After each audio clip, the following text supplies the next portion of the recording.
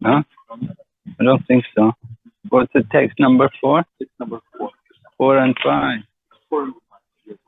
But deep what? One.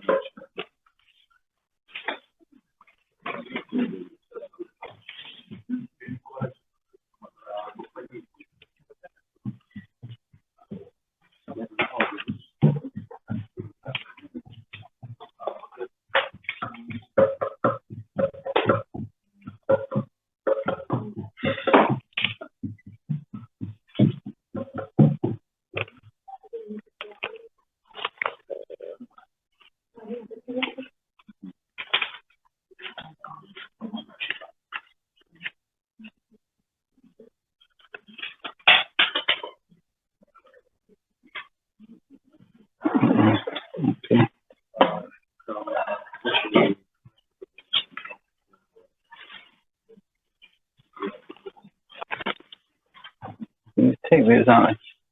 Give me a bit of room. Not room.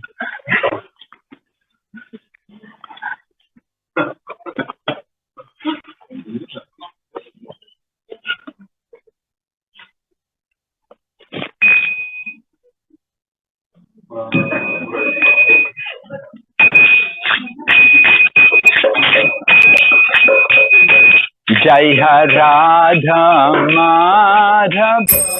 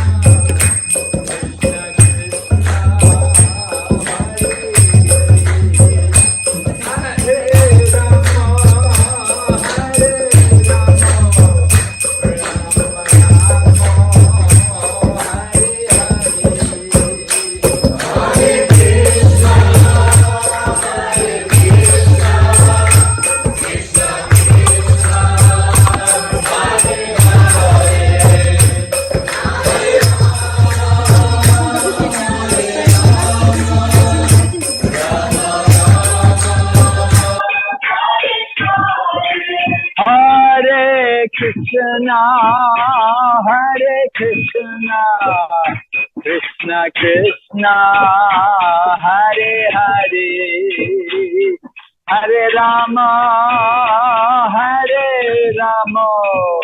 Rama Rama, Hare Hare.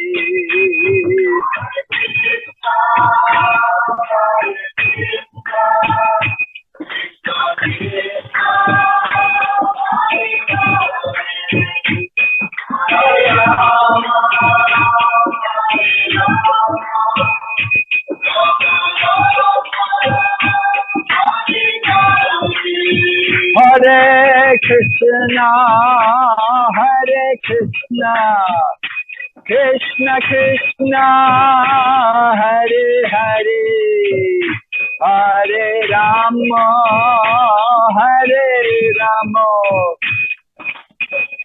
Rama Rama, Hare Hare.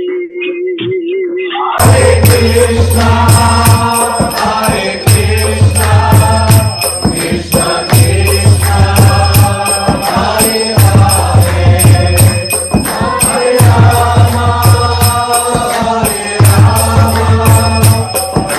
Krishna, Krishna Krishna,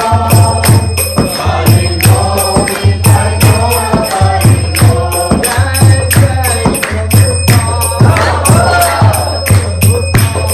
Rama Rama, Hare Hare. Om Namo Bhagavate Vasudevaya. Om Namo Bhagavate Vasudevaya. Om Namo Bhagavate Vasudevaya. Om Namo Bhagavate Vasudevaya. Om Namo Bhagavate Vasudevaya. Om Namo Bhagavate Vasudevaya. We're reading Bhagavad Gita as it is, chapter 10, slokas number 4 and 5. Читаем Шримад Бхагавад-гиту, как она есть, глава 10, стихи 4 и 5. Chapter 10 means the opulences of the Absolute. 10 глава называется «Великолепие Абсолюта». Buddhir Jnanam Samoha.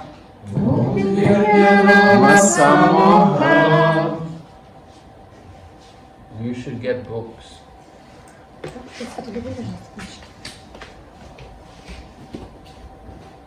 We like everyone to participate. Нужно раздать книжечки, мы хотим, чтобы каждый мог Right? сделать. If you have a book to look at, Какая страница? 458. Ну, открой, познай, это открой.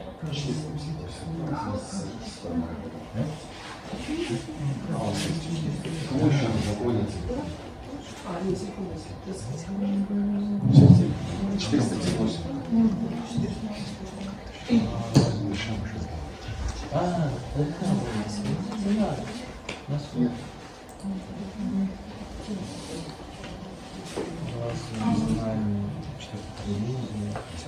Все источники, все исповедания.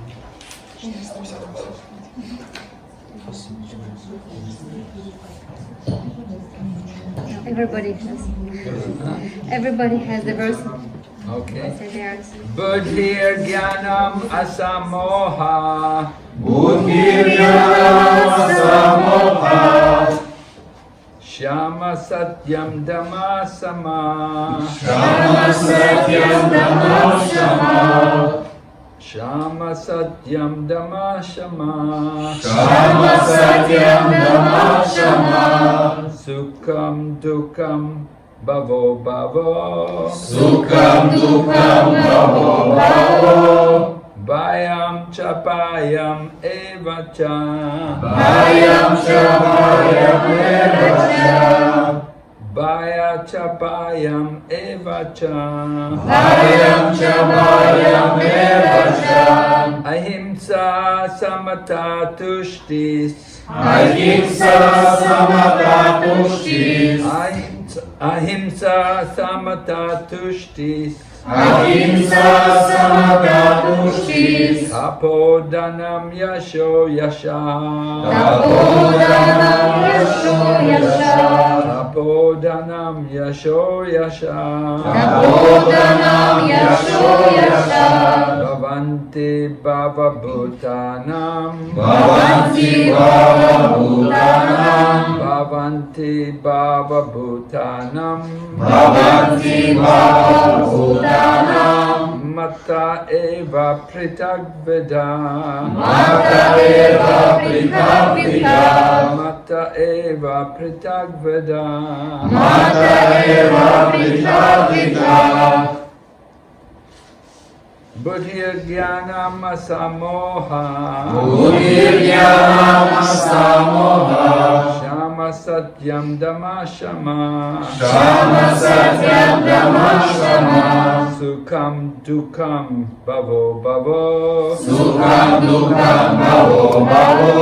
Bhayam Chapayam Evacha. Bhayam Chapayam Evacha. Ahimsa Samata Tushtis. Ahimsa Samata Tushtis. Tapodanam Yasho Yasha. Tapodanam Yasho Yasha. Bhavanti Bhava Bhutanam. Bhavanti Bhava Bhutanam. Mata eva pritag veda. Mata eva pritag veda. Jen? Buddhir-jnanam asamoha. Buddhir-jnanam asamoha. Shama Satyam Dhamma Shama. Shama Satyam Dhamma Shama. Sukham Dukham Bhavo Bhavo. Sukham Dukham Bhavo Bhavo. Bhayam Chabhayam Evacha. Bhayam Chapayam Evacha. Ahimsa Samata Tushtis. Ahimsa Samata Tushtis. Tapodhanam Yasho Yasha. Tapodanam Yasho Yasha. Bhavanti Bhava Bhutanam. Bhavanti Bhava Bhutanam. Matta eva pridhak vidha. Mata eva pritag vidha. Buddhir-jnanam asamoha. Buddhir-jnanam asamoha. Shama Satyam Dhamma Shama. Shama Satyam Dhamma Shama. Sukham Dukkham Bhavo Bhavo. Sukham Dukkham Bhavo Bhavo. Bhayam Cha Bhayam Eva Cham. Bhayam Cha Bhayam Eva Cha. Ahimsa Samata Tushtis. Ahimsa Samata Tushtis. Tapodanam Yasho Yasha. Tapodanam Yasho Yasha. Bhavanti Bhava Bhutanam. Bhavanti Bhava Bhutanam. Matta Eva Prithak Vidha. Mata Eva Prithak Vidha. Vaishnavis. Bhakti Janam Asam Mukha. Bhakti Janam Asam Mukha. Shama Satyam Dhamma Shama. Shama Satyam Dhamma Shama. Sukham Dukham Khavo Khavo. Sukham Dukkham Bhavo Bhavo. Am Chap Yam Evacha. Bhayam Cha Bhayam Eva Cha. Ahimsa Samata Tushtis. Ahimsa Samata Tushtis. Tapodanam Yasho Yasha. Tapodanam Yasho Yasha. Bhavanti Bhava Bhutanam. Bhavanti Bhava Bhutanam. Mata Vidha. Mata Eva Prithak Vidha. Yes, good. Хорошо. Go ahead. Someone else. Janam Asamakha. Buddhir Janam Samokha. Shama Satyam Dhamma Shama. Shama Satyam Dhamma Shama. Sukham Dukham Bhavo Bhavo. Sukham Dukkham Bhavo Bhavo. Bhayam Chabhyayam Evacha. Bhayam Cha Bhayam Eva Cha. Ahimsa Samata Tushtis. Ahimsa Samata Tushtis. Tapodanam Yasho Yasha. Tapodanam Yasho Yasha. Bhavanti Bhava Bhutanam. Bhavanti Bhava Bhutanam. Mataiva Pritach Vidha. Mata Eva Prithak Vidha. Very good. Очень хорошо. Good. Someone else. Кто-нибудь еще? Buddhir Janam Asamakha. Buddhir Janam Samokha. Shama Satyam Dhamma Shama. Shama Satyam Dhamma Shama. Sukham Dukham Bhavo Bhavo. Sukham Dukkham Bhavo Bhavo. Bhayam Chapayam Evacha. Bhayam Cha Bhayam Eva Cha. Ahimsa Samata Tushtis. Ahimsa Samata Tushtis. Tapodanam Yasho Yasha. Tapodanam Yasho Yasha. Bhavanti Bhava Bhutanam. Bhavanti Bhava Bhutanam. Mata Eva Prithak Vidha. Mata Eva Prithak Vidha. Yes, very good. Очень хорошо. Read the word meaning. Дословный перевод. Будхи, Будхи. разум. Разум. Гьяна, знанам, Дьяна. знание. Знание. Асамаха, Асамаха. свобода от сомнений. Свобода от сомнений. Кшама, Шама. снисходительность. Снисходительность. Сатья, Сатьям. правдивость. Правдивость. Дама, Дама. владение чувствами. Владение чувствами. Шама, Шама. способность обуздывать ум. Способность обуздывать ум. Суха, Сухам. счастье. Счастье. Духа, Духам. горе. Бхава, Бхава. рождение. Рождение. Абхава, Абхава. смерть. Смерть.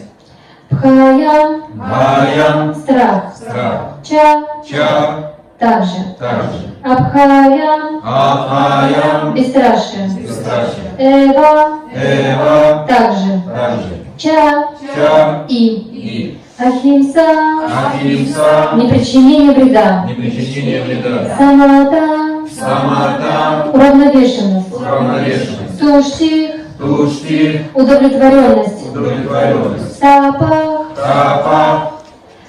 аскетичность. Аскетичность. Дана, Дана. щедрость. Щедрость. Яша, Яша. слава. Слава. Я Аяшах, Аяша. бесславие. Бесславие. Бхаванти, исходят. Бхава, Бхава. качество. Качество. Бхутанам, Бхутана. живых существ. Существ. Мата, Мата. от меня. От меня. Эва, Эва. безусловно. Безусловно. Притха, Притха. Притха. различными. Различные. Translation. Перевод. Разум, знание, свобода от сомнений и иллюзий, снисходительность, правдивость, способность обуздывать чувства и ум, счастье, горе, рождение и смерть, страх и бесстрашие, непричинение вреда, уравновешенность, удовлетворенность, аскетичность, щедрость, слава и бесславие – все эти разнообразные качества живых существ созданы мной одним. Read commentary. The whole commentary, the whole No, first paragraph. First paragraph. Комментарий. Все многообразие качеств живых существ, перечисленных здесь, хороших и плохих, создано Кришной. Разумом называют способность понимать истинную природу вещей, а знанием – понимание того, что есть дух и что есть материя. Обычное знание, которое люди получают в университетах, распространяется только на материальные вещи и потому не может считаться истинным. Обладать знанием значит понимать, чем дух отличается от материи. Современная система образования не дает людям знания о духе. Она просто учит их манипулировать материальными элементами и удовлетворять свои физические потребности. Поэтому академическое знание нельзя считать полным. Om Jnanatimirandasya Jnanashalakaya Chakshurumilitam Yena Tasmai Shri Gurave Namaha Shri Chaitanya Manobhishtam Stapitam Yena Bhutale Svayam Rupa Kadamayam Dadati Svapadantikam Vandeham Shri Guru Shri Padakamalam Shri Gurum Vaishnavamsya Shri Rupam Sahajatam Sahagana Raghunatham Vitam Tam Sajivam Savaitam Savadutam Parijanasaridam Krishna Chaitanya Devam Shri Radha Krishna Vadanam Sahajanam Shri Shakanvitam Shya Hey Krishna Karuna Sindhu Dinabandhu Jagatpate Gopishta Gopika Kanta Radha Kanta Namostute Tapta Kanchana Gorange Radhe Vrindavaneshwari Vrishabhanam Sudevi Pranamani Hari Priye Vanchakalpatarubhyascha Kripa Sindhubhya eva cha Bhaktitanam Pavanebhyo Vaishnavebhyo Namo Namah Jai Shri Krishna Chaitanya Prabhu Nityananda Shri Advaita Gadadhara Shivasadi Gaura Bhakta Vrinda Hare Krishna Krishna Krishna Hare Hare Hare Rama Rama Rama Hare Hare. So Lord Krishna is describing different qualities which he has created. Итак, Господь Кришна описывает различные качества, которые Он создал. Some are good and some are bad. Некоторые из них хорошие, некоторые плохие. So everything comes from Lord Krishna. We have to understand everything comes. Not only the good, the bad also comes. Все исходит из Господа Кришны. Мы должны это понять. Не только хорошее, но также и плохое. Prabhupada was asked one time, why is there evil in the world? Однажды Прабхупаду спросили, почему на земле существует зло. He said it comes from the backside of God. Он говорит, зло исходит из спины Господа. From the front comes the good qualities. С лица Господа, то есть с передней части, исходят добрые качества, хорошие качества. So Lord Krishna begins his description by mentioning first of all knowledge.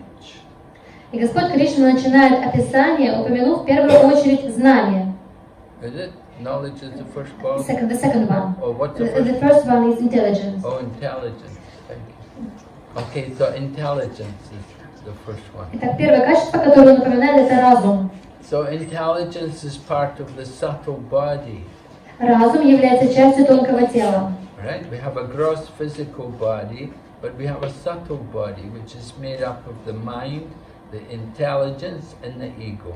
Как вы знаете, у нас есть грубое тело и тонкое тело, которое состоит из разума, ума и ложного эго. So intelligence is higher than the mind.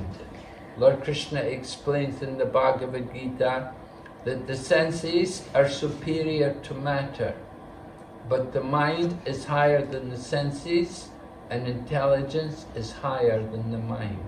Итак, разум находится выше ума. И Господь Кришна описывает в Бхагавад-гите, что ум находится выше чувств, а разум находится выше ума.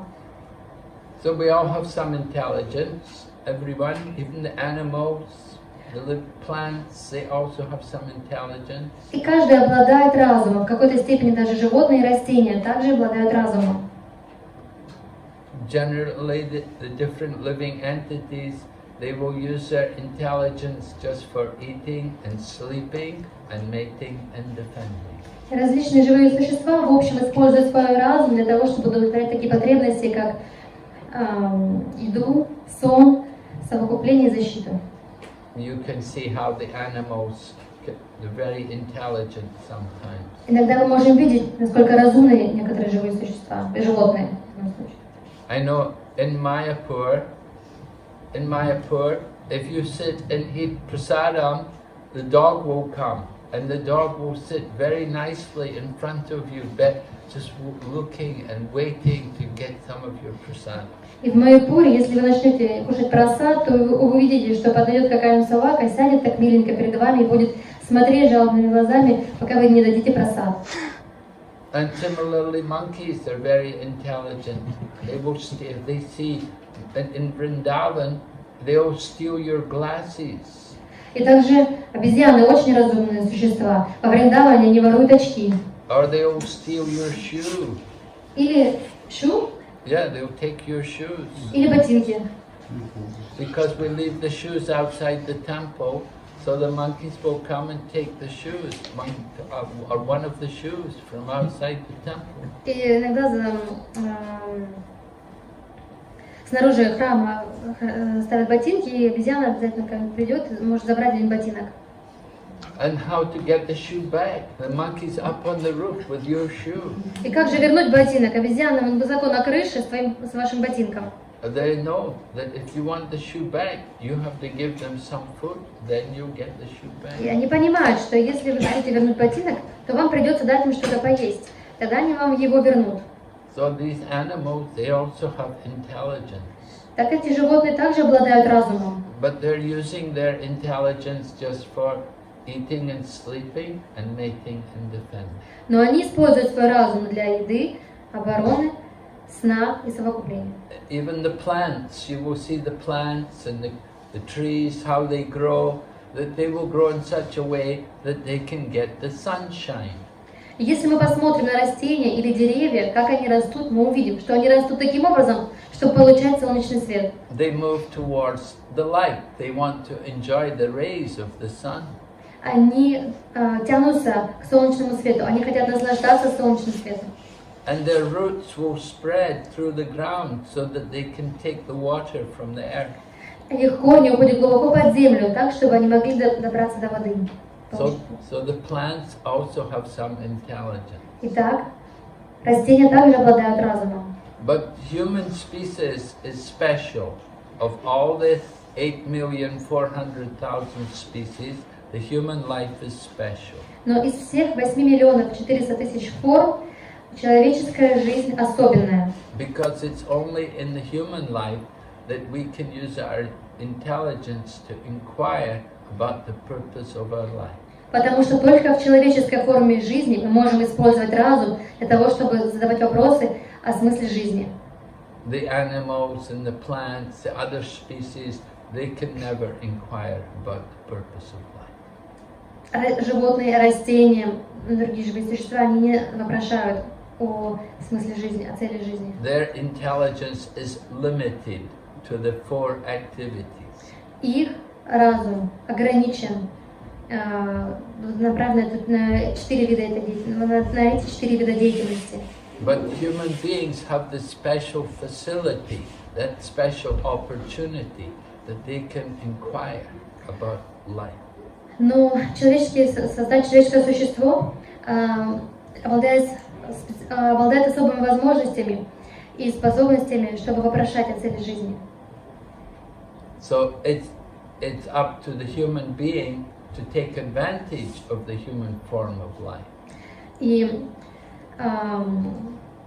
воспользуется ли человек преимуществом человеческой жизни, зависит от него самого. If we don't use our intelligence properly for the higher purpose of life, then next life we will just get an animal body.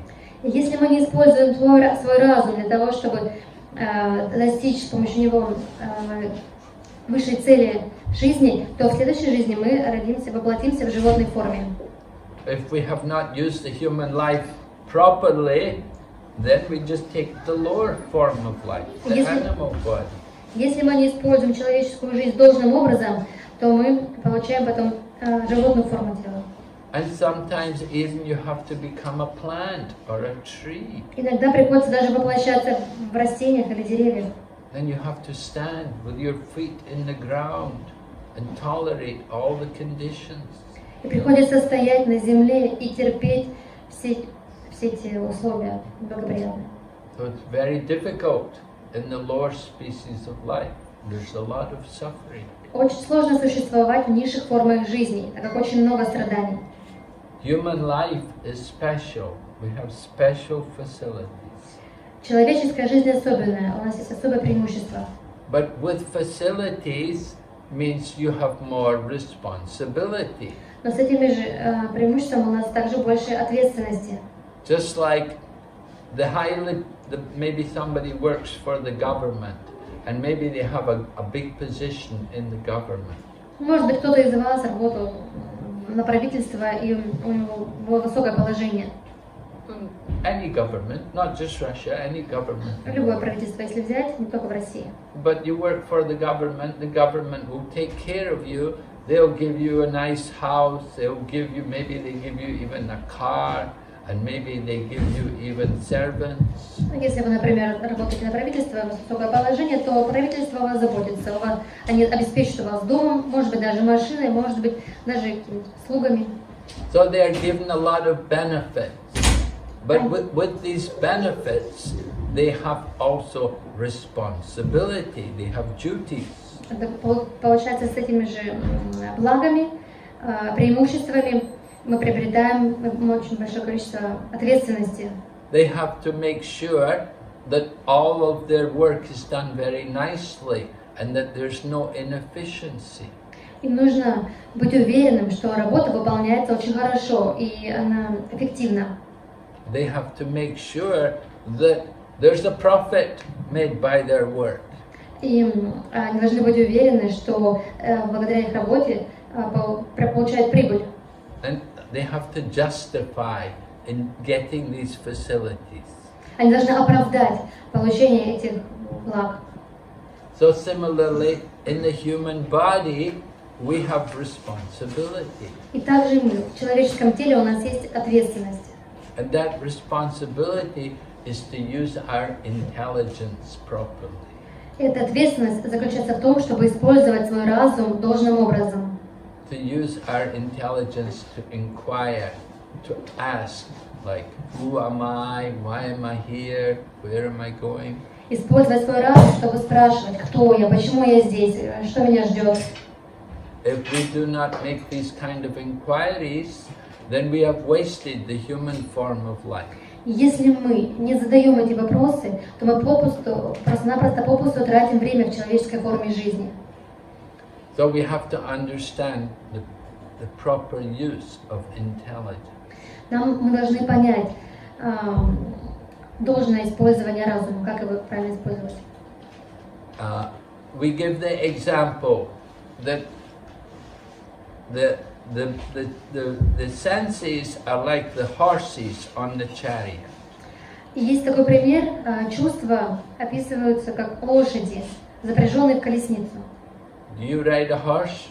Вы лошадьми ездите на лошадях? Any of you ride horses? Кто-нибудь из вас ездил на лошадях? You ride a horse? Yeah. So, you know that you have to hold tightly. You know they can be very powerful. The horses have a lot of energy. У лошадей очень много энергии, они могут быть очень сильные, нужно очень крепко держать. So you could imagine if you're driving a chariot and you have 4 or 5 horses pulling the chariot.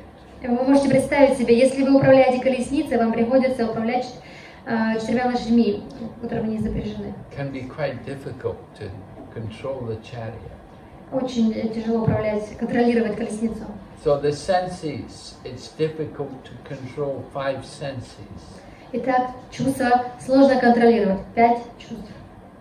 Right? Which sense is the most difficult to control?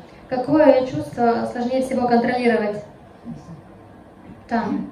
Yes, the tongue. Да. Our tongue likes to eat. Наш язык любит кушать. We like to eat all kinds of, sometimes the wrong kinds of food. Мы любим покушать, иногда даже какую-то неправильную пищу. And we use our tongue also to speak. Также мы используем язык для того, чтобы говорить. And sometimes we will speak things which are not very nice also. И также мы иногда говорим неприятные вещи. We have to learn to control the senses. Нам нужно научиться контролировать чувства. So how do we control the senses? Higher than the senses is the mind. И как мы контролируем чувства? Разум выше чувств. So in the chariot, the mind is compared to the reins on the horses. И в колеснице разум сравнивают с поводьями. The mind is higher than the senses. It gives a direction to the senses. Mind is compared, в колеснице ум сравнивают с поводьями, и ум контролирует чувства.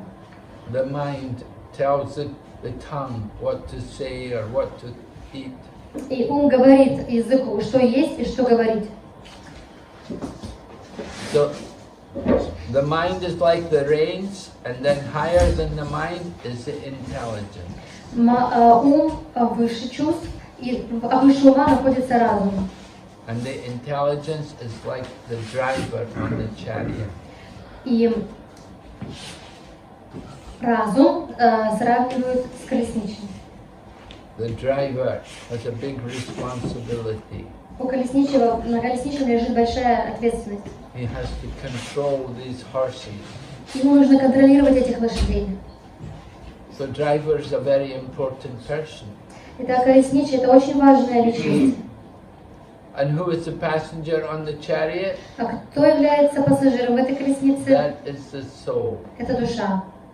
The soul is like a passenger. He gets on the chariot, and of course the soul tells the driver where he wants to go. Душа сравнивается с пассажиром, который садится в колесницу, но, конечно, она говорит водителю, колесничему, куда ехать. So the soul gives the information to the desire of the soul is communicated to the driver, to the intelligence. И желания души сообщаются колесничему. And the chariot is like a body. Колесница сравнивается с телом. So in this way we understand the relationship between the body, the soul, the mind, the intelligence, the senses. И таким образом мы понимаем отношения, мы можем понять отношения между телом, душой, умом, разумом и чувствами. We have to use the intelligence properly. Мы должны использовать разум должным образом. How we have to direct the driver. But well, the intelligence is the driver. We have to direct the horses to the proper destination. Мы должны направлять лошадей к нужной цели. So intelligence is something which we can cultivate by hearing from the scriptures. Итак, разум — это то, что мы можем культивировать с помощью слушания священных писаний. By hearing from the scriptures, we will get knowledge. Слушая священные писания, мы получаем знания. Knowledge is the second quality mentioned by Lord Krishna. Знание — это второе качество, упомянутое Господом Кришной. First he says intelligence, and then he says knowledge. Сначала он называет разум, затем Knowledge знание. in Sanskrit is called jnana. На санскрите знание звучит гьяна. But there's another word which is vigyan. Есть еще другое слово — вигьяна. Just like you have your Russian sannyasi guru Bhakti Vigyan Maharaj. Здесь в России есть саньяси-гуру Бхакти Вигьяна Махарадж. So Vigyan means realization. Вигьяна означает претворение в жизнь. Vigyan is the ability to apply knowledge. Вигьяна означает способность применять знания. When you get knowledge, when you get some knowledge, you have to know how to use it. Когда вы получаете какое-то знание, вы должны понимать, как использовать его. Just like we go to school, they may give you some theory about something, and then you will go into the laboratory and you do the experiment.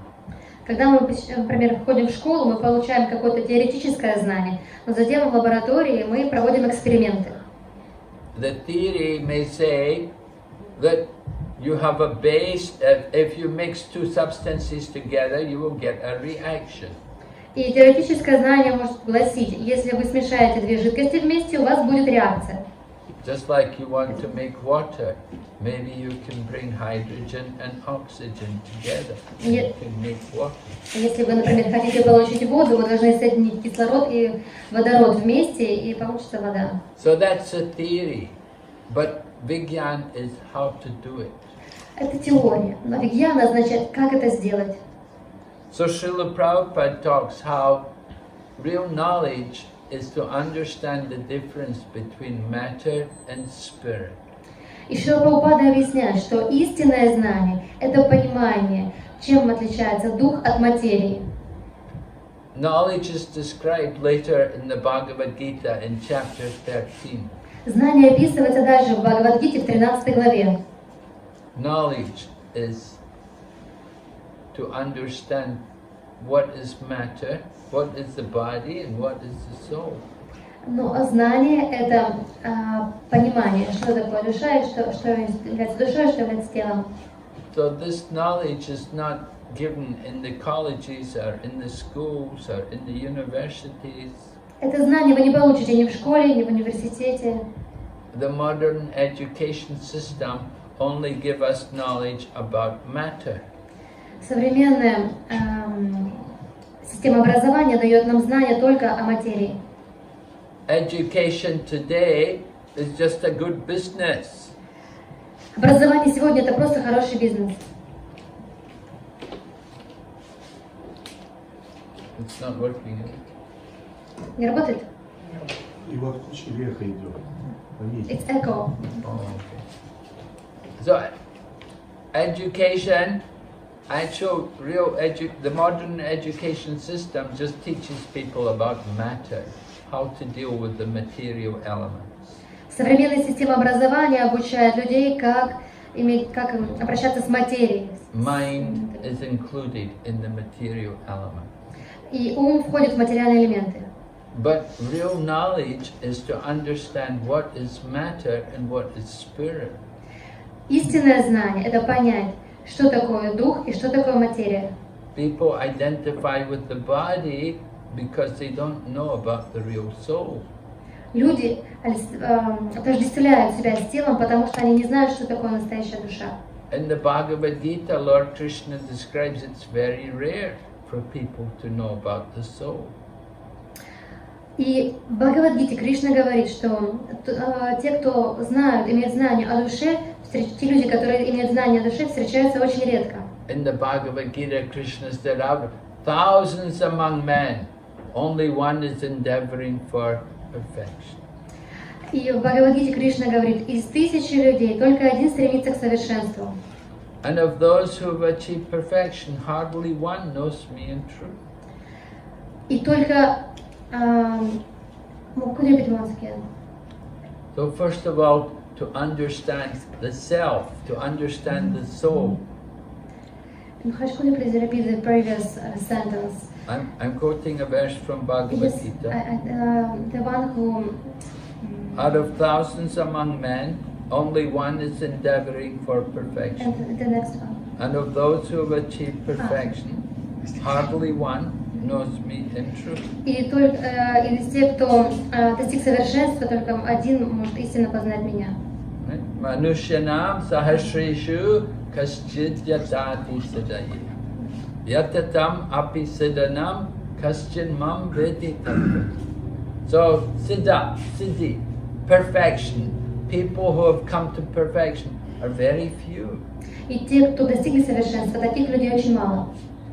That perfection is usually maybe to understand the Brahman, to know that I'm not the body. И это совершенство, оно ограничивается тем, чтобы понять, что я не тело, или понимание Брахмана. They may know about the soul, but they don't know about the super soul. Они могут знать о душе, но они могут не иметь представления о сверхдуше. And they simply understand themselves to be a soul. Они просто понимают, что они души. And they never thought that there's another soul within the body. There's two souls in the body, and one is the super soul. Они не понимают, что есть еще одна душа в теле, которая находится в теле, сверхдуша. So these people, they're often called impersonalists. И таких людей часто обычно называют имперсоналистами, Because they say ultimately we're all one. потому что они говорят, что все едино. So their knowledge is not perfect. Но их знание несовершенно.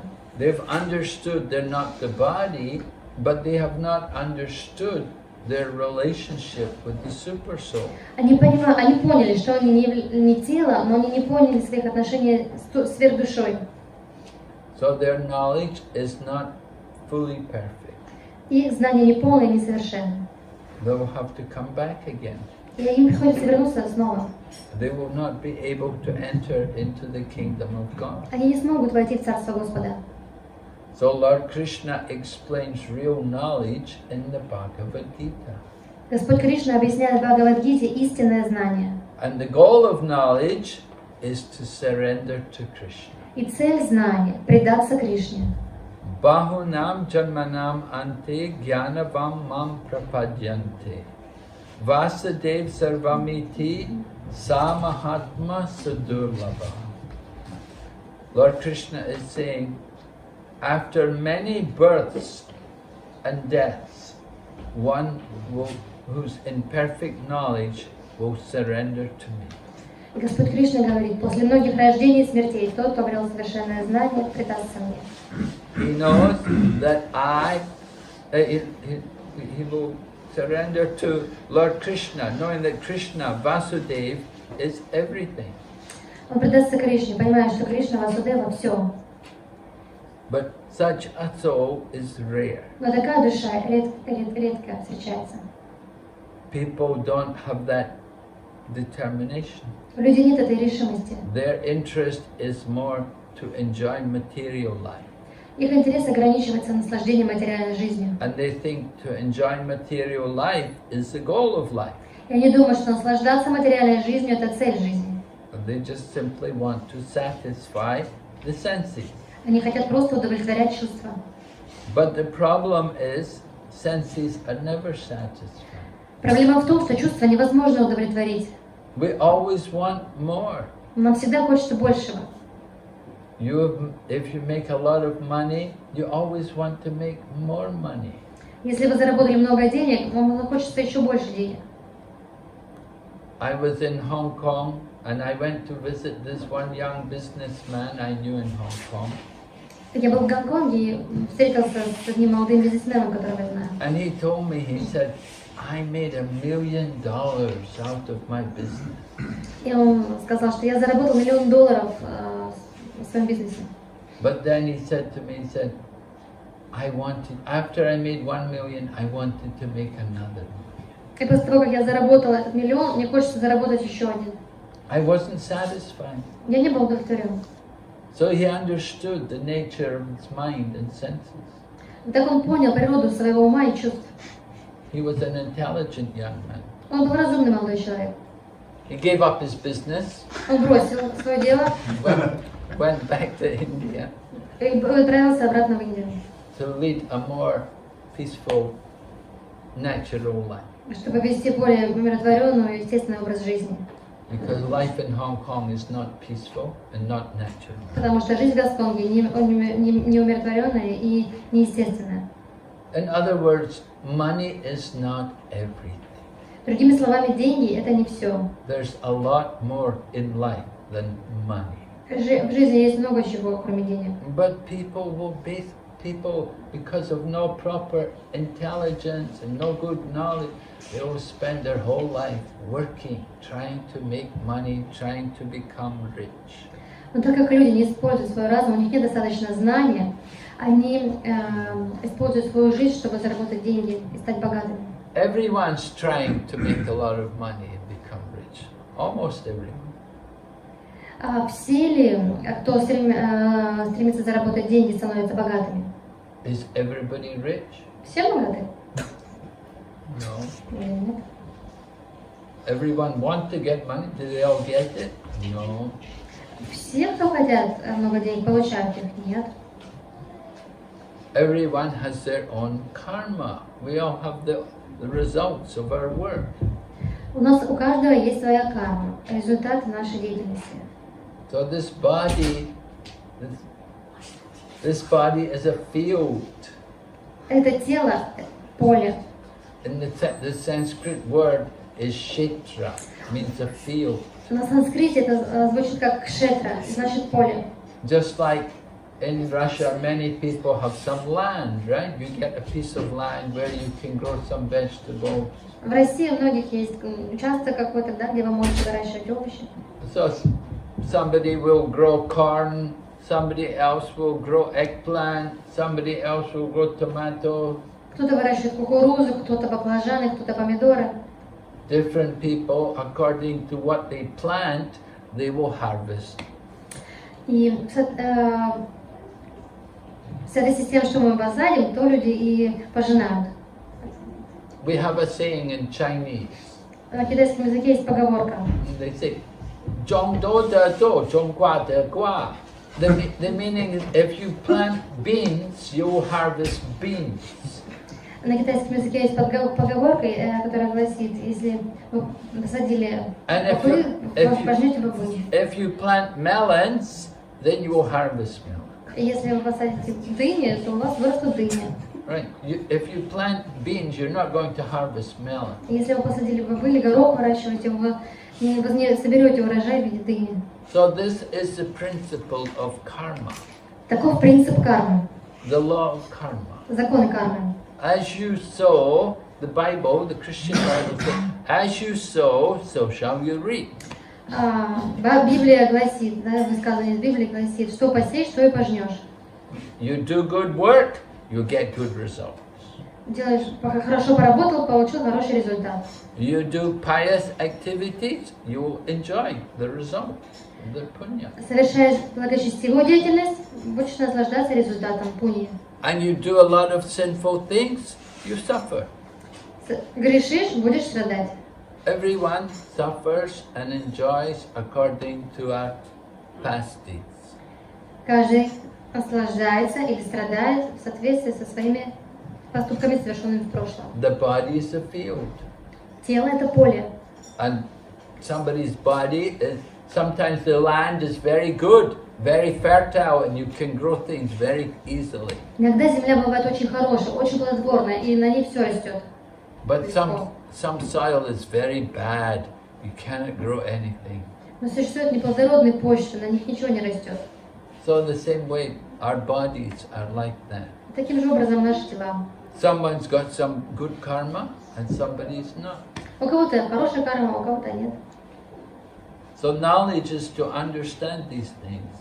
Знание заключается в том, чтобы понять эти вещи. And to understand that higher than the body is the soul. И понять то, что выше тела находится душа. And we have to take care of the need of the soul. Мы должны удовлетворять потребности души. That is real knowledge. Это истинное знание.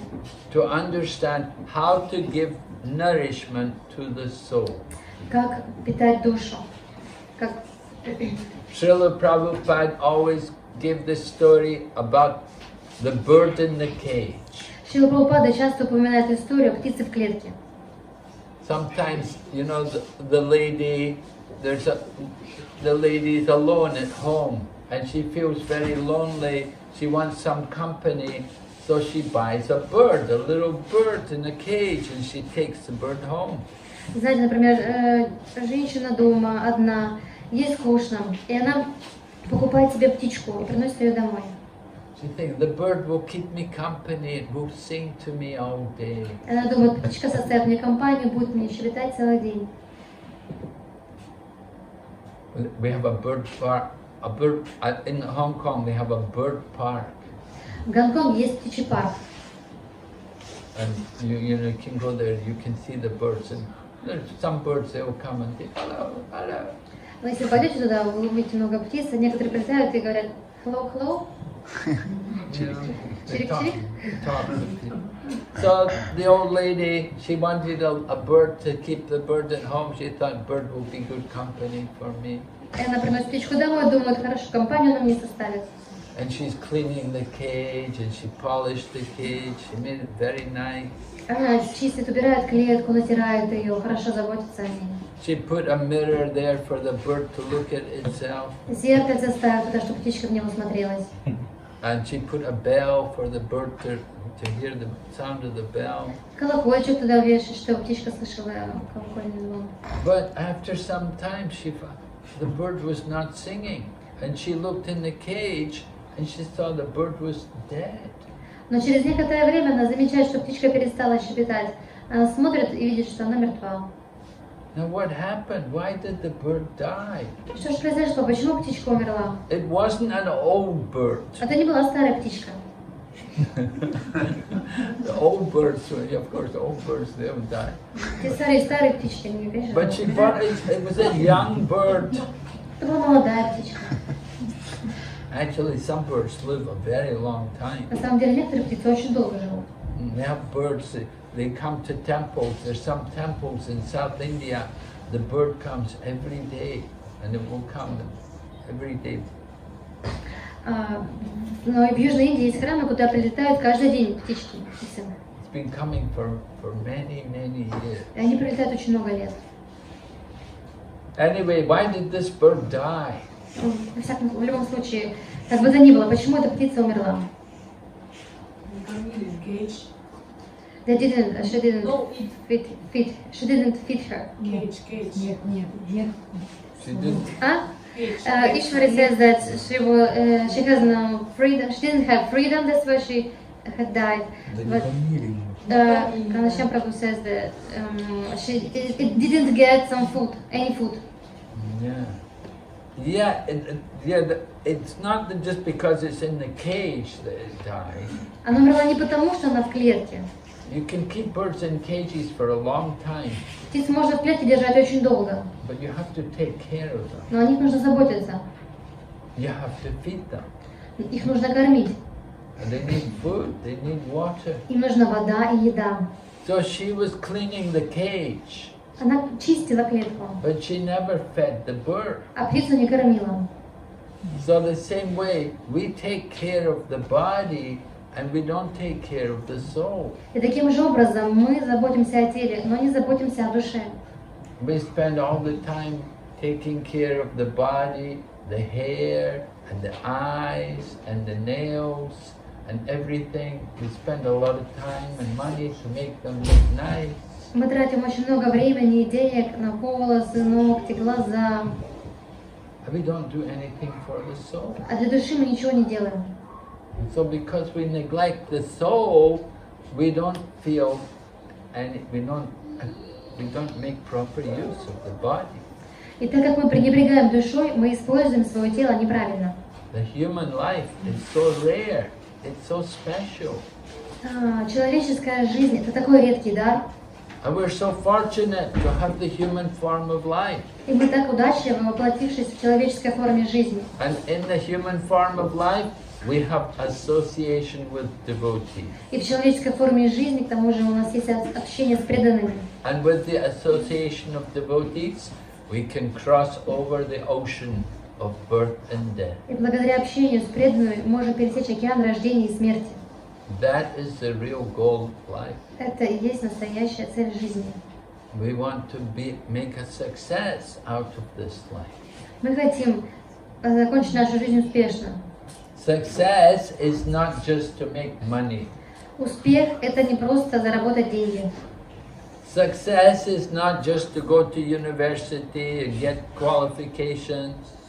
Успех не значит просто пойти в университет и получить профессию, специальность какую-то. Success is not to work in a big multinational company. Успех не значит работать в большой многонациональной международной компании. I met this one young lady in Delhi. She told me that she studied very hard to get good marks in her exams. Одна молодая девушка сказала мне, в Дели, сказала мне, что она так усердно училась, чтобы успешно сдать экзамены. And she wanted to get a job in one of the big companies there in India. Она в Индии хотела получить работу в очень большой компании.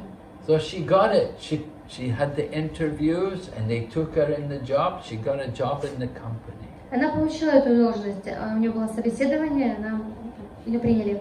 And she told me it was hell. She said it was terrible. Она сказала, это просто ад, это было ужасно.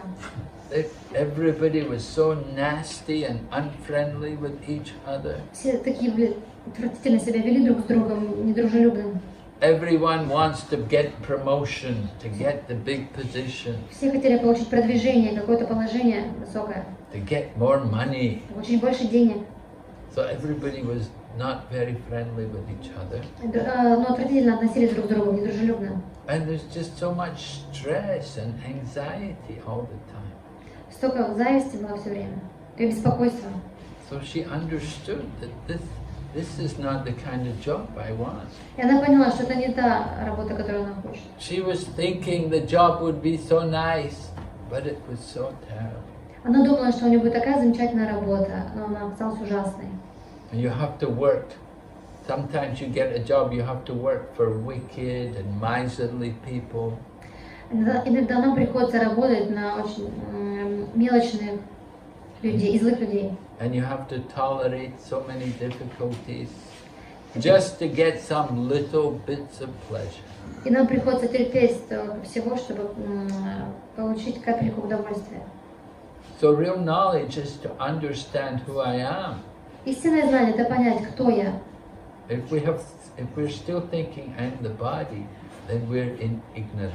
Если мы все еще думаем, что мы являемся этим телом, то мы находимся в невежестве. So Lord Rishabdev in Srimad Bhagavatam, if you read Srimad Bhagavatam, tells about a great king named Rishabdev. Если вы почитаете Шримад Бхагаватам, в ней говорится о великом царе, которого называют Ришабхадев. And he had 100 sons. У него было 100 сыновей. And the sons were very, very good sons. They were very special sons. Очень особенные, хорошие сыновья. He was a great man. He was the emperor of the world. He was not just any ordinary king. He was like the emperor. Он не был каким-то заурядным царем, он был императором всего мира. So he was going to enter into the forest with his wife. He was going to retire give up the throne and enter into the renounced, or the retired life, where you go into the forest, live in the forest. Он подошел к тому моменту, когда он принимал отречение и собирался уйти в лес. So before he retired to the forest, he met with his sons and he gave them instructions. Прежде чем уйти в лес, он встретился со своими сыновьями и дал им наставления. And he told them that there's no need to work hard for material sense gratification. Он сказал, что не стоит усердно трудиться ради удовлетворения чувств. That sense and the pleasures of the body are available for even the animals. Даже слон может получить какое-то удовлетворение. Even the animals like the hogs, the pigs and the dogs. Даже такие животные, не слоны, а животные. Такие животные, как свиньи, собаки. They are in these animals, the pigs, they eat stew, but they're thinking they're very happy, they're enjoying. И такие животные, как свиньи, они поедают свои испражнения и думают, что они очень счастливы. There's even a story how one time Indra, the king of heaven, got cursed by his spiritual teacher. Есть одна история о том, как Индра, царь небес, был проклят своим духовным учителем. Because Indra is the king of heaven, he's surrounded by many beautiful women, and the heavenly planets is very opulent, hundreds of times more opulent than anything here on this planet. И так как Индра царь небес, его всегда окружают очень красивые женщины, и райские планеты, они в 100 раз богаче, чем планеты земные. So sometimes when you're surrounded by opulence, you can become proud, you can become attached to these things. И когда нас окружают богатство и роскошь, мы привязываемся к этим вещам. So И гордимся этими вещами. Indra did something wrong. И что-то Индра сделал не так. So his guru was angry at him and said, "I'll teach you a lesson." И его гуру разозлился и сказал: я преподам тебе урок. He said, "I curse you to become a pig. Проклинаю тебя, будь свиньей. Go and live in a pig body for some time." Иди поживи в теле свиньи какое-то время. So Indra was cursed. He had to become a pig. Итак, Индра был проклят, ему пришлось стать свиньей. So he was in the pig body for some time. And then after some time, Guru came and said, "Okay, you've been a pig long enough. Now come back." Какое-то время он прожил в теле свиньи, и через некоторое время его гуру пришел и сказал: ну ладно, достаточно уже ты пробовал в этом теле, пора возвращаться. But Indra said, "No, I'm happy here." Но Индра сказал: да не, мне здесь хорошо, я здесь счастлив. He said, "Why I will live here? I am very happy here. Зачем мне отсюда уходить? Я здесь очень счастлив. I have my pig family. У меня есть моя семья. And we get our pig food every day." Нас кормят едой для свиней. Indra had become very big and fat. Индра стал очень такой большой и толстый. And the farmers coming every day giving us food. Но к нам фермер приходит каждый день, кормит нас. I'm happy here. Я здесь счастлив, наслаждаюсь. I don't want to live here. Не хочу отсюда уходить. So Guru said, "Oh, you think you're happy here, eh?" Гуру сказал: он думает, что ты счастлив? Just a minute, I'll go and get the butcher. Еще минуточку подожди, я приведу мясника. The butcher came with a big knife. Пришел мясник с большим ножом. Said, "Where's the big fat pig?" Он сказал: где большая жирная свинья? So that was Indra. Это был Индра. So when Indra saw the butcher coming with the big knife, then he turned to his guru and said, "No, take me, take me, take me."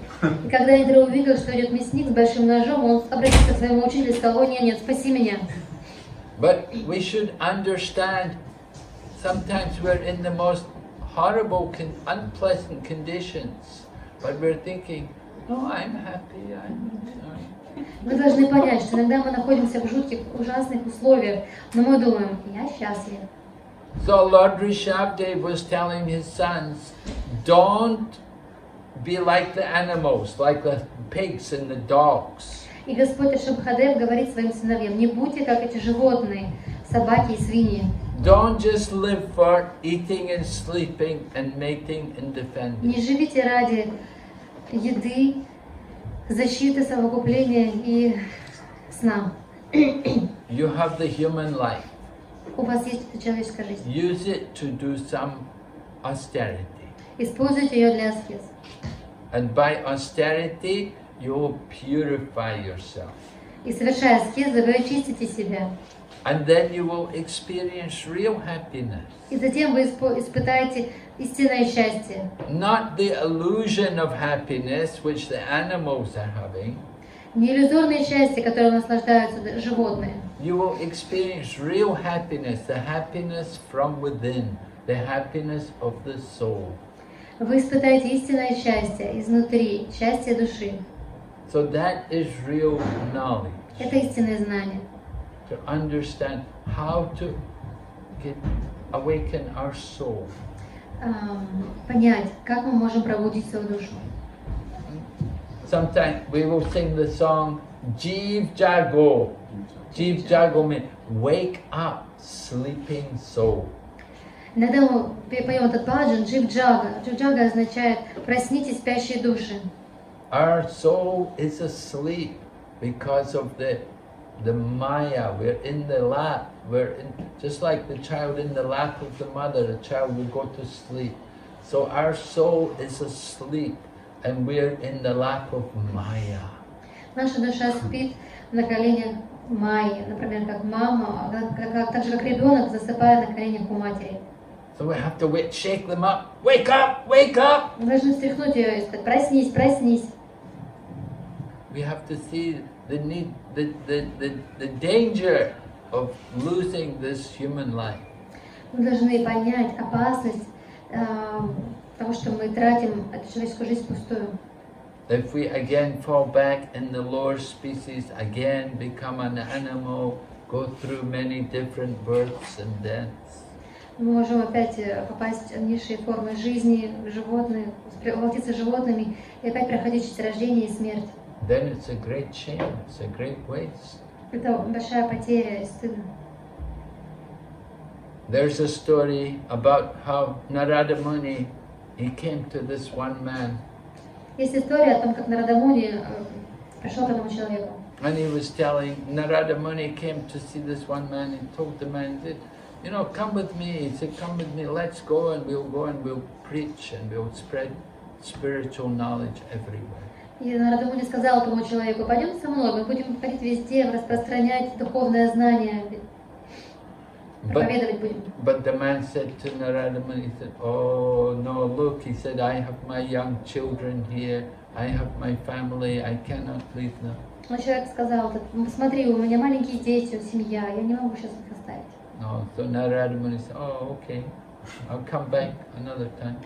Нарада Муни сказал: хорошо, я приду в другое время. So after a long time, came back and he told the man, he said, now your children are grown up. He said, you should come with me now. Через продолжительное время он вернулся и сказал: твои дети выросли, тебе следует пойти со мной. He said, the man said, yeah, my children are grown up, they're married now, but they sleep late. The people will come and they will steal everything from our land. They will steal all our rice. Он сказал: да, мои дети выросли, но они спят допоздна, и люди могут прийти и что-то своровать с нашей земли, рис воруют. I have to protect the crops. Мне нужно урожай защищать. If I don't protect everything, my children, they'll let people steal everything. Если я не буду защищать, то нас все украдут. So Narada Muni went away. After some time he came back again and he said to the man, he said, now, he said, what do you want to, why don't you come with me, let's go. И через некоторое время Нарада Муни снова пришел и сказал: почему тебе не пойти со мной, пошли. We'll go and visit the holy places. Мы пойдем по святым местам. But the man said, oh no, he said, I still have to take care for my children. Но тот человек ответил: нет, мне все еще приходится заботиться о своих детях. So after some time, Narada Muni went away. After a long time, came back again. He could not find the man. И через некоторое время, когда он снова пришел, он не нашел этого человека. But there was a dog, and the dog was barking, and the dog communicated to Narada Muni and said, Narada Muni, it's me, I'm your old friend. Там была собака. Человека он не встретил, там была собака, и она стала лаять, таким образом общаться с Нарада Муни, и говорит: Нарада Муни, это я, тот человек. I said, oh, you become a dog. He said, oh my goodness. He said, you know, can I take you with me? Он сказал: боже, ты собакой стал. Ну что, могу тебя с собой забрать? But the dog said, no, I'm here to guard everything, to protect the property of my children. А собака сказала, нет, я тут все охраняю, собственно, детей охраняю. So Narada Muni went away, came back again. А я, наверное, снова ушел, снова вернулся. This time there was no dog. Уже собаки не было. Found a big snake. Он увидел большую змею. This man had become a big snake. Этот человек стал большой змеей. So Narada Muni was telling him, said, maybe can I take you with me in this body, in the body of a snake? Can I take you with me? Will you come with me? But he said, no, I'm guarding the property. И он сказал, ну могу я в этом теле змеином с собой забрать? Пойдешь со мной? Он говорит, нет, я охраняю собственность. So Narada Muni went and he told the people in the house, the man's sons, and he told them there's a big snake in the field out there. So the sons all came with big logs and they found the snake and they beat the snake and killed the snake. И Нарада Муни пошел к его сыновьям и сказал, у вас там в поле большая змея. Да, они вышли с палками и забили до смерти ее. They didn't know this is their father. Они не знали, что это их отец. But anyway, they came, they beat the snake. Они пришли и просто забили змею. So this kind of situation happens all over the world. По всему миру вот такого рода ситуации происходят. We get so attached. Мы так привязаны The family situation. к семье. Of course, we don't want to be irresponsible, Конечно, мы не хотим быть безответственными. but we have to understand the duty Мы, of human life, но мы должны понять цель жизни, обязанность жизни, to understand the soul. понять душу. And the need of the soul is to connect to the Supreme Soul. И потребность души – это связаться с Верховным Господом, Chanting Hare Krishna. распевая Харе Кришна. That's the means how we can connect our soul to the Supreme Soul. Это способ, как мы можем связать нашу душу с сверхдушой. Bhakti Yoga is the process of connecting to the Supreme. Бхакти-йога – это процесс, с помощью которого мы можем связаться с Верховным Господом, By devotion. с помощью преданности. Okay, some questions? Есть ли вопросы? Prabhu? Харе Кришна, спасибо большое. А мне по вчерашней лекции вопрос не успел задать. Хотела спросить, как Господь защищает, если преданные болеют, стареют, умирают, происходят различные неприятности, но при этом говорится, что Господь их защищает. В чем заключается его защита? Спасибо большое. Повторить вопрос надо, да? По вчерашней лекции вопрос, в чем проявляется защита Господа, когда преданные болеют, стареют, с ними случаются неприятные вещи. Как понять, если Господь защищает, то как Он защищает, если такое происходит с преданными? Правильно поняла? Да. Thank you very much for your lecture, Maharaj. I wanted to ask the question yesterday, but I didn't have time. We say that Krishna protects us, protects the devotees, but but the devotees they're getting old. They are suffering from different diseases, and different unpleasant things happen with them. So where is the protection of Krishna in this case? Krishna will protect your Krishna consciousness. Кришна защитит ваше сознание Кришны. He will protect that mood of devotion which you're cultivating. Он защищает ваше умонастроение преданности, которое вы культивируете. Krishna doesn't say, I'll protect you from disease and old age and death. Кришна не говорит, я защищаю вас от болезней, старости и смерти. But he will protect our consciousness. Он защищает наше сознание. Whatever advancement we made, you don't lose it. Какое преимущество, то, чего мы добились, мы это не потеряем. Lord Krishna says in the Bhagavad Gita, Neha bikramana shosti pratyavayo navijate. In this endeavor, there is no loss or diminution. Кришна говорит в Бхагавад-гите, на этом пути нет потерь. And a little advancement made saves you from the greatest danger. И малейшее продвижение на этом пути спасет вас от великой опасности. So whatever progress you have made in devotional service, that is to your eternal benefit. И какой бы прогресс не получили, какого бы прогресса вы не достигли на вашем духовном пути, это будет вашим вечным благом. It goes into your spiritual bank account. Это уходит на ваш духовный счет. Your material bank account, that's finished with the body. Ваш счет в материальном мире денежный исчезает с этого тела. But you have a spiritual bank account. У вас также есть духовный духовный счет. Every time you sit and chant your rounds every day, you're putting money into your spiritual bank account. И каждый день, когда вы читаете, повторяете святые имена, вы кладете you put your money. Yeah. Вы кладете таким образом как деньги на ваш духовный счет. You're putting your wealth, if you like. Богатство свое. The real money. Истинные деньги. The wealth of devotional activities. Богатство, преданное, где дети преданном служении. So that protection is there. Вот в чем заключается защита. And we have many examples. Существует много примеров. Durvasa Muni was giving trouble to Maharaj Ambarish. Durvasa Muni причинял беспокойство Махараджу Амбариши. Maharaj Ambarish didn't do anything. Махарадж Амбариш ничего не делал. But he had his mind fixed on Krishna. Но его ум был всегда сосредоточен на Кришне.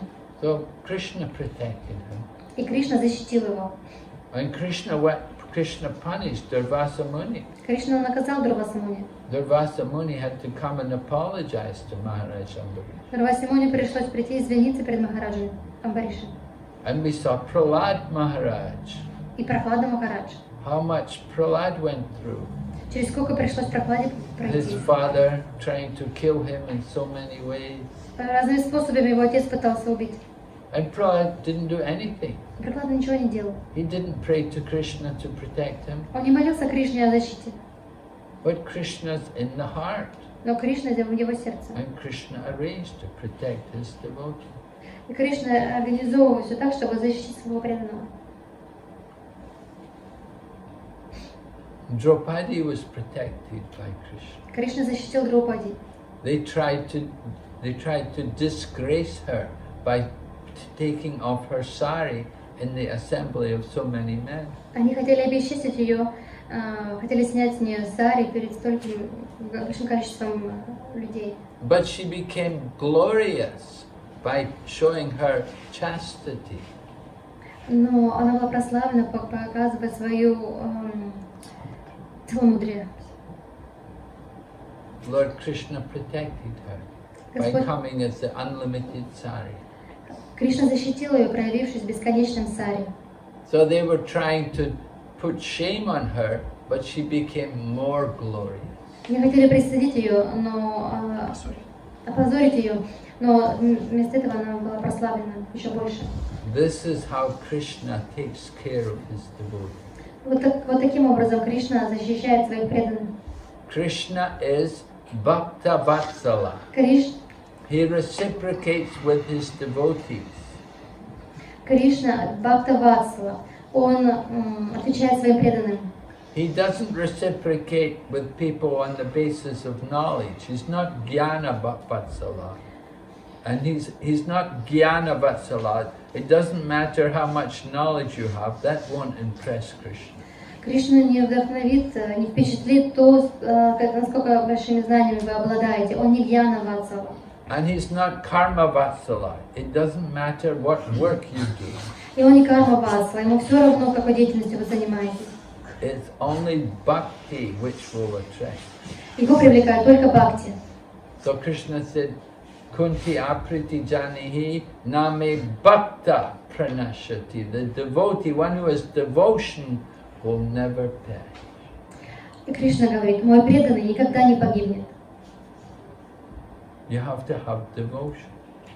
У вас вы должны обладать преданностью. Then Krishna takes care. Тогда Кришна позаботится. Спасибо большое. Thank you very much. Прабhu, да? Дай Прабhu. Андрей Прабhu. Да, можно, меня можно У меня просто вопрос от вопроса. Так, тут говорилось я постараюсь выразить свою мысль, говорилось о духовном банке. Мне интересно, допустим, счет считается на момент смерти, или вот, допустим, был преданный, хороший, что-то делал, много всего делал, потом он пал, и, допустим, к моменту смерти он какой-то падший преданный, который очень чем-то плохим занимается. Аннулируется ли его счет, вот этот, получается, его какие-то плохие поступки, допустим, его духовный счет убирают какие-то баллы, допустим. Не пытаюсь сейчас. Да, и получается, на момент смерти засчитываются баллы или вообще за все, что он сделал? Короче, убираются ли баллы, если он плохо сделает? Повторю вопрос. Мы говорили о духовном банковском счете. Если, например, преданный в течение жизни стал совершать какие-то плохие поступки, то есть он заработал какое-то благо, а потом стал совершать плохие поступки, аннулируется ли это плохими поступками, да? Момент, что я запуталась, к моменту смерти. Или что ты имела в виду? Я имела в виду, что к его смерти, допустим, если он совершал плохие поступки, у него стало меньше баллов его духовных, чем когда-то было. С момента смерти, если он совершал плохие поступки, уменьшается ли количество заработанных духовных баллов? The question is, we were talking about the spiritual bank account that the devotee, during the process of the devotional service, he put on his bank account some real spiritual account, some benefit, and if he, for example, gives up his spiritual way and makes sinful things, and till the time of the death,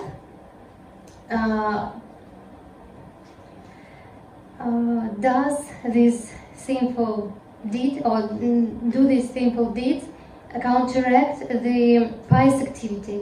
The spiritual account is the spiritual account becomes a zero. Reduces. Yes. Right. Yes, you do good deeds, that's putting money in the bank, and you do sinful things, it's taking the money out. But she was talking about spiritual activity. The Yeah. same? Да, если вы делаете хорошие дела, вы получаете их на счет, но если вы делаете плохие, то у вас счеты списываются. So you do devotional activities, that's for your benefit. Вы занимаетесь преданным служением, это для вашей выгоды, блага. You engage in sinful activities, it's going to bring us problems. Вы занимаетесь греховной деятельностью, это повлечет за собой проблемы We get reactions.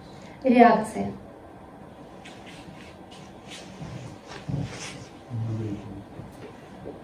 This is the law of karma. Это такой закон природы. Карма, простите, карма. Можно добавить к этому еще? May I add something to this? Как это капитализировать? Просто я слышал, что ну, это как аккредитоваться?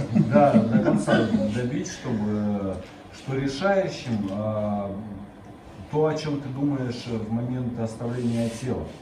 То есть как бы это готовит тебя, вот вся жизнь это готовит тебя к смерти, чтобы у тебя последнее твое решение, о чем ты подумаешь, тем ты, собственно, и станешь в следующей жизни. Вот это как бы вот.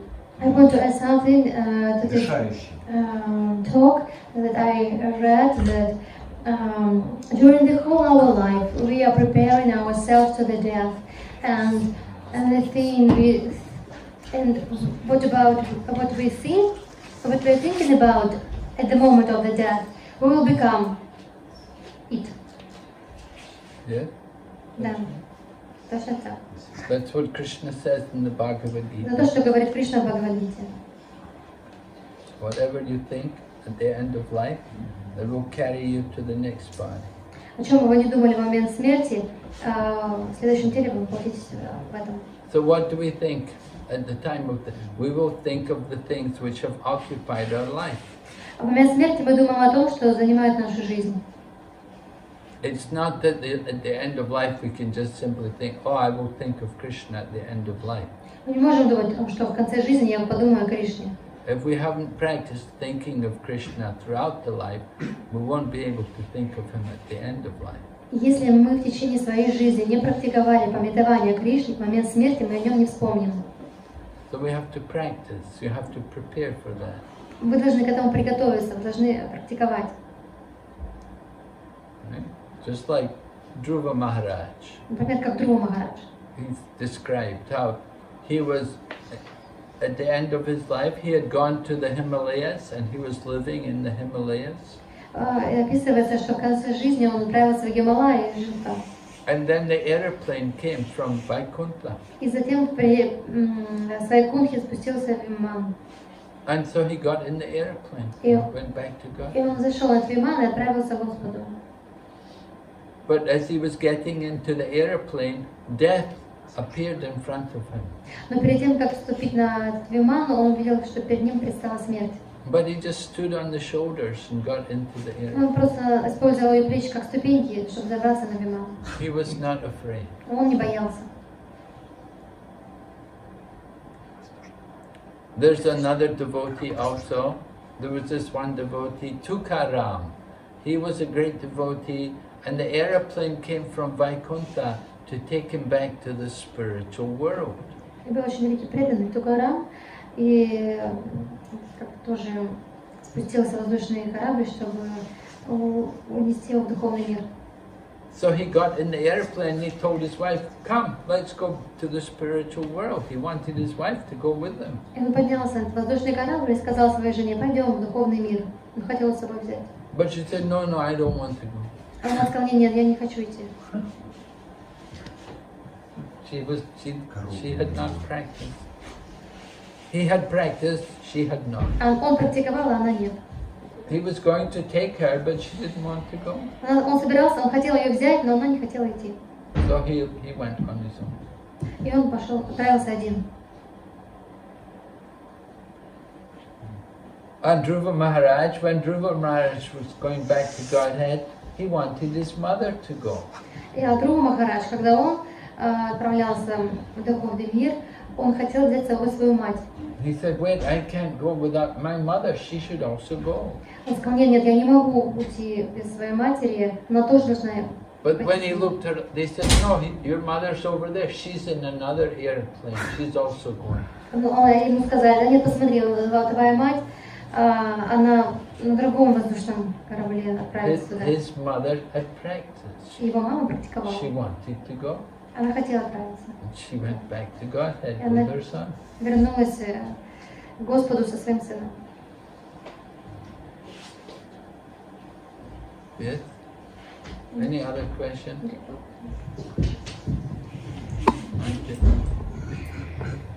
Харе Кришна, у меня вопрос. В колеснице тело сидит пассажиром душа конкретно, вот сегодня было сказано, или энергия чит, то есть клон некий души, который находится в материальном теле, потому что сама душа, ее сварупа духовно, она спит, насколько она вот, есть источники, да? Пытаюсь в этом вопросе разобраться. А уже уточню, в колеснице душа или энергия чит, что-то вам добавили? Ну, разум, ложное эго и чит. Энергия чит — это некий, ну, как бы духовный, так сказать. Потому что душа, у нее есть своя сварупа, то есть. Ну да, она же вообще, ну, потому что она в другом мире. Она вообще в другом, да. Maharaj, you were talking about, you have given an example of charity, or chariot, where the soul is sitting, and where the soul is sitting in the chariot. And the question is that passenger in the chariot a soul itself or some cheat energy? Because we know that the soul has its own svarupa and it's not here in this world, but he's still in the spiritual world. Well, you have to understand we're giving simply an example to understand the relationship between the mind, the senses, and the intelligence, and the soul. Нам нужно понять, что это дается как пример, чтобы понять отношения разума, ума, чувств, тела и души между собой, как они друг к другу, как они относятся. Это просто дается как пример. So the soul is directing. The soul is like the passenger. It's carried by the mind and by the driver. We said the intelligence. То есть душа как пассажир, и ее везет ум и разум. So the soul is on the chariot, it's on the body, it's in the body. But the soul will also leave the body, give up one body, take another body. Душа, она как бы в теле существует, но потом она покидает это тело и уходит в другое. It can remain in the material world and take another body, or it can go to the spiritual world. Она может оставаться в материальном мире и принять другое тело, либо уйти в духовный мир. If it will go to the spiritual world, then it won't need another body. Если она уйдет в духовный мир, ей не нужно будет тело. Because the soul, as you said, soul has its swarupa. Потому что, так как вы сказали, у души есть сварупа. That swarupa is revealed when the soul goes to the spiritual world. Эта сварупа проявляется, когда душа отправляется в духовный мир. But to reveal the swarupa of the soul, we have to get rid of the material coverings. Но чтобы проявить сварупу души, нам нужно избавиться от материального покрытия. We have to get rid of all the false ego. We have to get rid of the modes of nature. Нам нужно избавиться от ложного эго и гун природы. Then you can understand the swarupa. Тогда вы сможете понять сварупу. So we can see Dhritarashtra and even Maharaj Yudhisthira. You know, when we were just reading today in the Bhagavatam about Maharaj Yudhisthira, he was preparing to go back to Godhead. Как раз сегодня мы читали Махараджа Юдхиштхири, как он готовился отправиться к Господу. So he'd given up everything. Он оставил все. He'd given up all the material wealth and the position. Все, материальное богатство, положение. All the jewelry and the ornaments and the weapons. Драгоценности, одежды, оружие. And then he was giving up the attachment, the different mental attachments which are there. И даже умственная привязанность он оставил. He was purifying his mind. Он очищал свой ум. Getting it free of any kind of attachment to the material world. Освобождаясь от любого вида привязанности в этом материальном мире. And then that way he could experience his spiritual nature. Таким образом он мог понять свою духовную природу. In some particular body, a spiritual body, as a servant of Krishna. В особенном теле, в духовном теле, как слуга Кришны. Right. Everyone has a swarup. We have a swarup. It will be in one of the 5 rasas. И у каждого есть сварупа, у нас есть сварупа, которая проявится в одной из 5 рас. Neutrality, servitude, friendship, parenthood, and conjugal love. Нейтральная, слуги, друга, родительская любовь или супружеская. So everyone has one of these rasas with Krishna. И у каждого есть, каждый находится в одной из этих рас Кришны. So that swarupa is realized by the pure souls. И эту сварупу может понять чистая душа. That is actually liberation. Это естественное освобождение. To understand your eternal relationship. Понять наши вечные отношения. But before you can know that, we have to get rid of all the covering. Прежде чем мы это поймем, нам нужно избавиться от всего этого покрытия.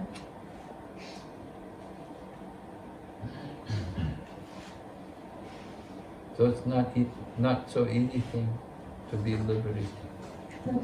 To be a liberated soul is not very easy. Быть освобожденной душой не так-то просто. You have to practice a lot. Нужно много практиковать. And then you have to be willing to give up everything, to Тогда вы, let go of everything. тогда вы захотите все оставить, и все оставите. So Maharaj Yudhisthira, he did it. Махарадж Юдхиштхира сделал это. Because he'd heard Krishna had departed from the world, so he thought there's no reason for me to stay here. Потому что он услышал, что Господь Кришна оставил этот мир, и у него больше не было причин оставаться там. So he gave up everything. Поэтому он все оставил. The same way Dhritarashtra gave up everything. Таким же образом Dhritarashtra, он все оставил. He went to the forest. Он ушел в лес.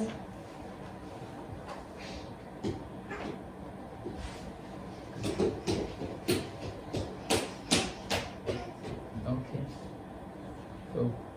So, good. Any other questions? Есть еще вопросы? Еще, как вы, есть? Вам по сегодняшней лекции. Вопрос про ответственность. Не знаю, может, сразу переводить. The question is about the responsibility. Если человек, я просто как вижу, если человек не научился в материальной жизни принимать ответственность за себя, за окружающих, то когда он приходит в общество к преданным, то чаще всего он здесь не берет ответственность за себя. If the person has not studied to take responsibility in the material life, so when he comes to this spiritual society, he also is not willing to take any responsibility. Может быть, в истории с Нарада Муни и вот этим мужчиной, который был очень ответственный, ему нужно было как-то научиться находить грань между вот какой-то вот ответственностью в миру и ответственностью за свою духовную практику. Maybe in that story about Narada Muni, that person who didn't want to go with him, the person should have learned to take a balance between the taking responsibility and между принятием ответственности и чем? Ответственность за духовную практику. And between the responsibility of protecting his material life and the responsibility for his spiritual life. Maybe he should have studied to balance between them. Well, that's the same argument which Daksha gave. Это те же самые аргументы, которые Дакша приводил. Daksha was complaining to Narada Muni that my sons have to fulfill their material life. They have to enter into family life and become good family men. Then only they can renounce. Дакша приводил аргументы, что его сыновья им нужно устраивать свою семейную жизнь. Narada Muni had. Oh, you didn't finish? Yes, I'm finished. Narada Muni had. There were sons of Daksha. There were 10,000 sons of Daksha, and Daksha was going to get, because Daksha is a Prajapati, so he wants to populate the universe. So he had 10,000 sons. So he was going to get all of his sons married, and they would help him populate the universe. Так как Дакша являлся Праджапати, у него была возложена миссия населить планету, населить материальный мир, и у него было 10 тысяч сыновей, и у него был план, Дакша был план, что они женятся и также будут плодить потомство. So the system is, before the young man gets married, they first of all go and do tapasya. They go and do some austerity and purify themselves so that they can become qualified for family life. И система такова, что перед тем, как вступить в брак, молодые люди, они совершают тапасию, чтобы очистить себя и быть готовым уже вступить в семейную жизнь. Even today, in Buddhist countries, you'll find the young men, before they get married, they'll become a monk in the Buddhist monastery, and they'll live as a monk for a few months, and then they'll go and get married. Даже сейчас в буддийских странах мы можем увидеть, что молодые люди перед тем, как вступить в брак, они уходят в монастырь и живут какое-то время как монахи. First they should be a monk, and then they'll make a good husband. То есть сначала ты должен быть монахом, а потом хорошим мужем. That's the thinking. Вот такое вот мнение существует. So Daksha's sons all had to go and do austerity. They went to do their austerity, but Narada Muni saw them doing austerity and he thought, hey, they're such nice young men. Why they need to get married? Let them remain. Let them be, they can already go back to Godhead. They don't need to go through family life. И таким же образом сыновья Дакши, они отправились в лес осуществлять аскезы. И тогда их увидел Нарада Муни и подумал, зачем ему нужно совершать аскезы? Они уже готовы уйти в духовный мир. Зачем ему нужно жениться и проходить через все эту семейную жизнь? Они уже готовы уйти. So Narada Muni preached to them, and they all thought, yeah, he's right. Why we should go back? They didn't go back. И тогда Нарада Муни стал ему проповедовать, и они подумали, а он прав. Зачем нам возвращаться? И они не вернулись. So Daksha heard his sons had all gone off to become renunciate. They renounced the material world. А когда Дакша услышал, что все его сыновья решили отречься от материального мира. So he had more sons. Daksha had more sons. У Дакши было потом еще больше сыновей. And again, the second group of sons, they went to do some austerity before them getting married. И вторая группа сыновей также отправилась в лес, чтобы совершать аскезы перед вступлением в семейную жизнь. And they were doing their austerity. Narada Muni saw them, and he thought, very nice young men. И опять же, их увидел Нарада Муни и подумал, какие хорошие молодые люди. Why they need to go in the family life? Зачем им эта семейная жизнь? So he preached to them and told them, he said, you know, your older brothers, they didn't go back. И он стал проповедовать, знаете, ваши старшие братья, они не вернулись. You should follow your older brothers. Вы должны последовать их примеру. So they thought, yeah, why not? Они сказали, ну почему бы и нет? They didn't go back. И они не вернулись обратно. So when Daksha heard, he was very upset. И когда Дакша услышал, он был очень расстроен. And he blamed Narada Muni. И он обвинил Нараду Муни. Just like he's saying, these people, they have to be responsible. That material, you have to be a responsible material, and then you can only become responsible and spiritual. Он проклял Нараду и сказал ему, что люди должны быть ответственны в материальной жизни, тогда они смогут быть ответственны в духовной. So Daksha was saying like that to Narada Muni. He was blaming Narada Muni. Он обвинял там Нараду Муни, он говорил такие слова. So he cursed Narada Muni. И потом проклял его. He said, you will not be able to, you will not stay in any one place for any length of, you can only stay 3 days in one place. Он проклятие заключалось в том, что Нарада Муни не смог оставаться дольше, чем на 3 дня в каком бы то ни было месте. So Narada Muni thought, very nice. Нарада Муни подумал, очень хорошо. Very good. Очень хорошо. I won't get attached to any place. Не привяжусь ни к какому месту. And Daksha, he thought, if I have more sons, Narada Muni will take them all away. И Дакша подумал, если у меня будут еще сыновья, Нарада Муни тоже запроповедует. So he said, I won't have sons. Next time we will just have daughters. В следующий раз у меня будут дочери. So he produced many daughters И он произвел на свет много дочерей. and got them married И они вышли замуж, to populate the universe. чтобы населить Вселенную. So it's not that you have to be responsible in the material world. И дело не в том, что вы должны быть ответственны в материальном мире. Narada Muni was not responsible, Он не был, Нарада Муни не был ответственным, but he's a great devotee. но великий преданный. There are devotees in every ashram. One can be in any ashram. Можно быть в любом ашраме. He may be single, he may be married. Можно быть холостым, можно быть женатым. That's not important. Это не важно. What is important is that they're surrendered to Krishna. Важно предание Кришне. That is the responsibility. Вот это ответственность. Some of the devotees we see some of the acharyas, the great Lord Chaitanya gave up his young wife. She was only 16.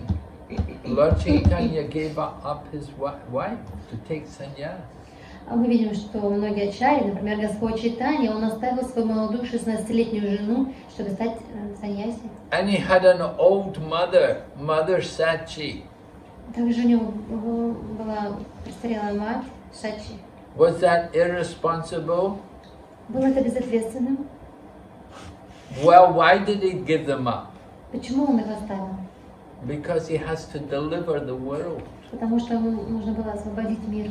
If he will stay at home, he can only deliver his wife and his mother. Если бы он остался дома, он освободил бы только свою мать и жену. But by leaving home, he delivered the whole world. Но оставив дом, он освободил весь мир. So for the higher purpose. Ради высшей цели. So sometimes some of the acharyas they never married, like Narottam Das Thakur, he was a brahmachari. Некоторые ачарьи никогда не женились, например, Нароттам Дас Такур. But Srinivasa Acharya, he was married. Шринивас ачарья был женат. He had two wives. У него было две жены. We see Bhaktivinoda Thakur, he had one, first wife died, he remarried. Бхактивинода Такур, первая жена умерла, и он снова женился. And he had 11 sons, 11 children. У него было 11 детей. But he's the seventh Goswami. Но он считается седьмым Госвами. And then you have people like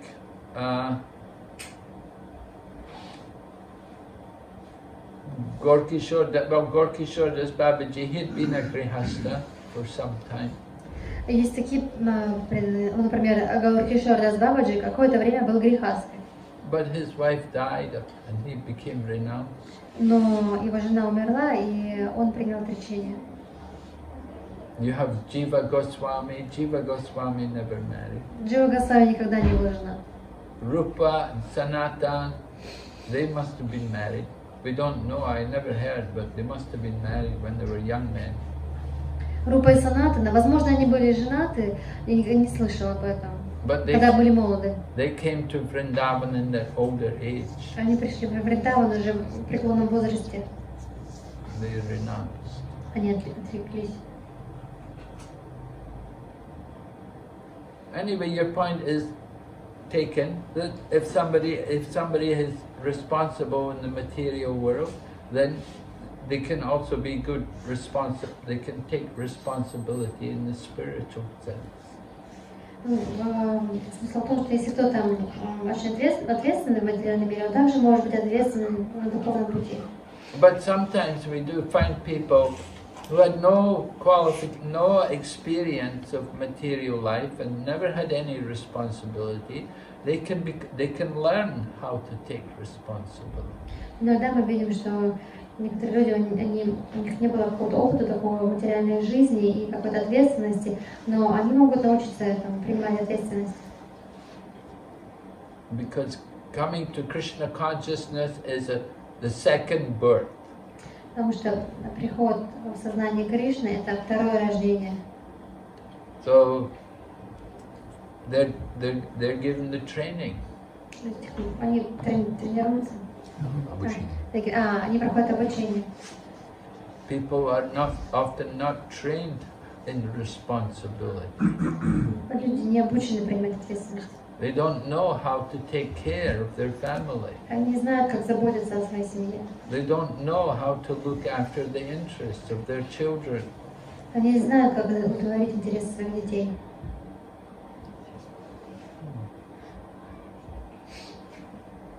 So Krishna consciousness is the beginning of real responsible life. Сознание Кришны является истинным началом принятия ответственности. Understanding I'm a servant of Krishna. Понимая, что мы являемся слугами Кришны. thing, it's very difficult for people to get out of material consciousness. Дело в том, что очень трудно вытащить людей из материального сознания. But they get so attached. Они так привязаны.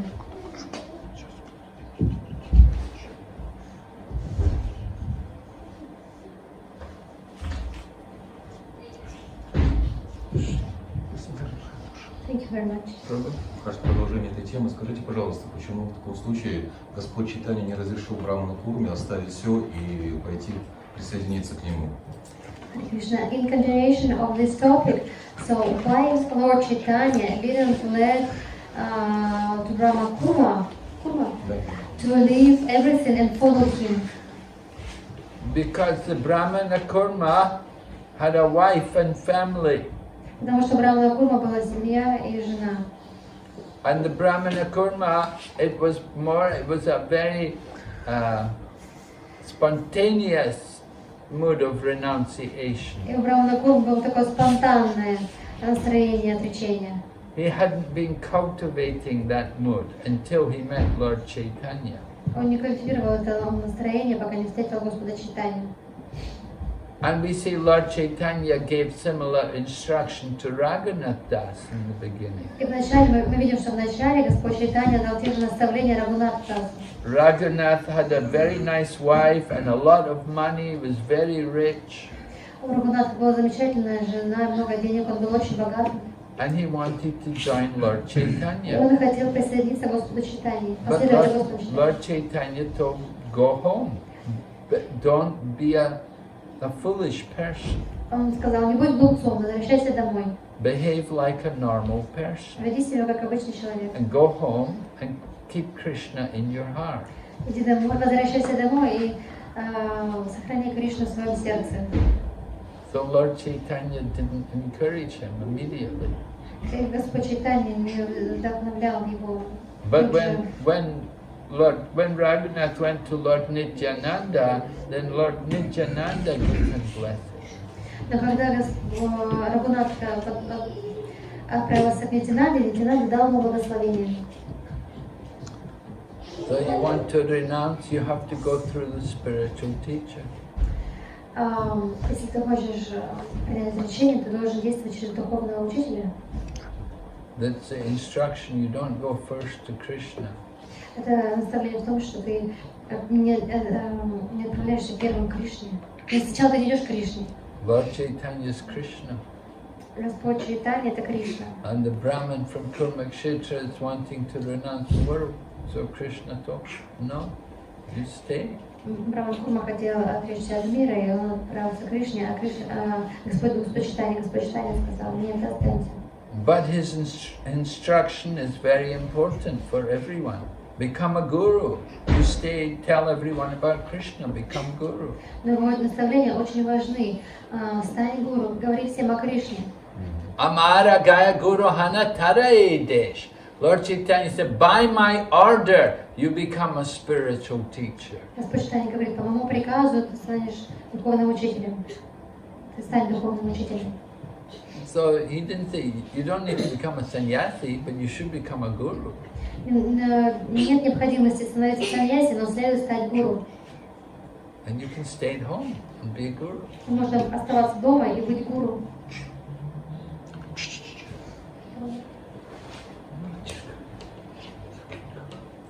Any other questions? Есть еще вопросы? Shall we ask about the questions in the chat or not? What? Shall we ask about the questions in the chat? Oh, in the chat? Is there a question? Есть вопрос? There is one question. Only one question. Вопрос об Айчарана. Харе Кришна, Гуру Махарадж, примите мои поклоны. Я уже более 12 лет не ем мясо. Лет 6 назад запахи готовой еды с мясом не вызывали желания это съесть, но были вполне приятны.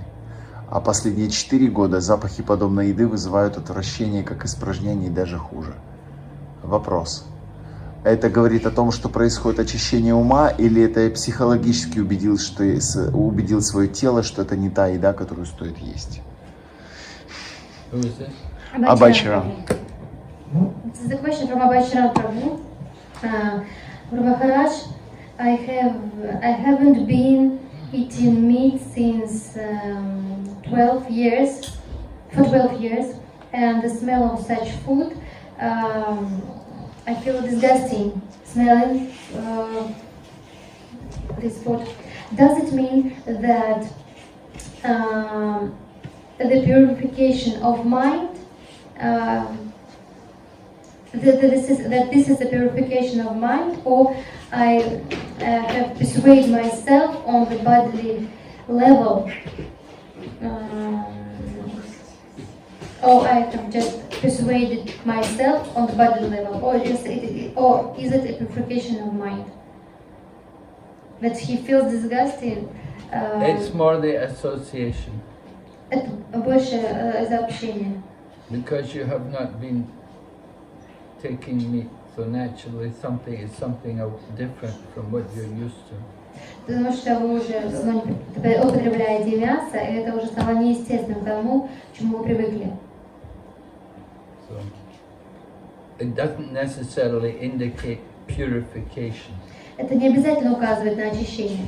Of course, it's good that you're not attracted to eat meat. Конечно, это хорошо, что вы не привлечены, не привязаны к употреблению мяса. We should certainly hope you're not attracted. Мы, конечно же, надеемся, что вы не привлекаетесь этим. But it doesn't necessarily indicate purification. Но это не обязательно указывает на очищение. The real purification is when you're attracted to taste prasada. Истинное очищение, когда вы привлекаетесь прасадом. Whatever form of prasadam it is. В любой форме прасада.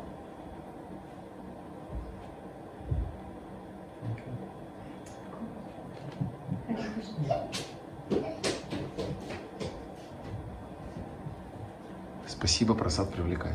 Thank you. I'm very attracted with prasadam.